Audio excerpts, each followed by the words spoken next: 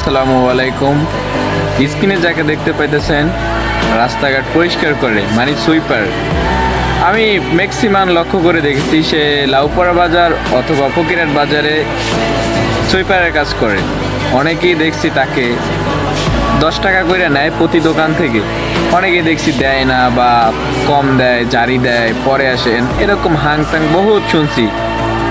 আপনি একটা জিনিস লক্ষ্য করে দেখেন, এই রৌদ্রের ভিতরে এই লোকটা এরকম কাজ করতেছে আর আপনার 10 টাকা দিতে গায়ে বাঁধতেছে, আর অথচ আপনি অনেক টাকা ব্যয় এমনি অমনি ব্যয় করেন, কোনো হিসাব নাই, কিন্তু যার মূল্যটা তারে সব বুঝাইয়া দেন না। এটাই অনেক লোকের আমি দেখছি। আমি কয়েকদিন আগে একজন লোকের দেখলাম তারে বকা দেয়। এইরকম করে না, বুঝছেন ভাইয়া? আর ভিডিওটা আপনার উদ্দেশ্যেই করা। শুধু